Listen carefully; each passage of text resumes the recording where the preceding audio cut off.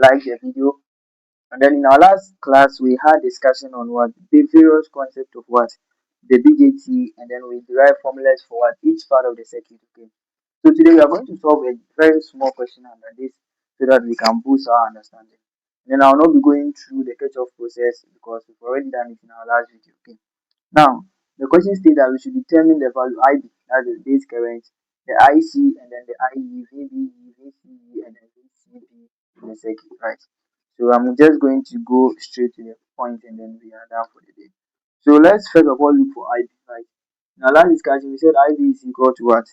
VBB, right? VBB minus what? VBE, okay? All divided by what? RB, okay? So it means that the value of IB will be equal to, what's the value of VBB? That's 5 volts minus VBE, which is approximately equal to 0.7, okay? All divided by what? RB. And here RB is equal to 10k. 10 times 10 to the power 3. And it means that the value of IB will now be equal to what? So my calculator, the value of IB will be equal to 430 times 10 to the power minus 6, which is equal to 430 microwatt amps. Okay. Now let's proceed to find the value of IC, right? We are seeing that the value of IC is equal to the beta DC, the gain, multiplied by what? IB, okay? So it means that the value of IC will now be equal to 430 times 10 to the power minus 6 times IB. Don't forget the value of beta DC, right, is equal to 150. And it's also the same as HUF, right? That's it. So this will be equal to what? 150. Okay. So IC will be equal to, so let's look for it. Let's use our calculator. So it means that our output, which is what, will be equal to 64, right, 0.5 times 10 to the power minus what? 3. And this is the same as 64.5 milliwatt amps. Okay. Now let's look for IE. Okay. We've already established according to Kirchhoff current law that IE is equal to what? IB plus what? IC. So IE will now be equal to, what the value of IB? IB is equal to 430. Okay. 430 times 10 to the power minus 6 plus IC, which is 64.5 times 10 to the power minus 3. Okay, so IE will now be equal to, what's the parameter of IE?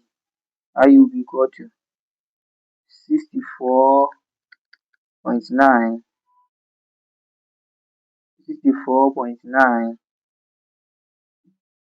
times 10 to the power minus 3, which is equal to 64.9 milliamps. Okay.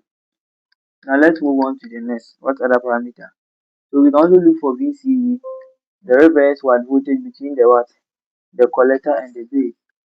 So VCE in our formulas was equal to VCB, sorry.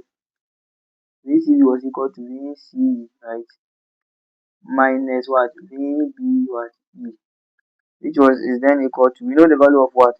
VCE, or so let's first of all get the value of VCE from the second equation.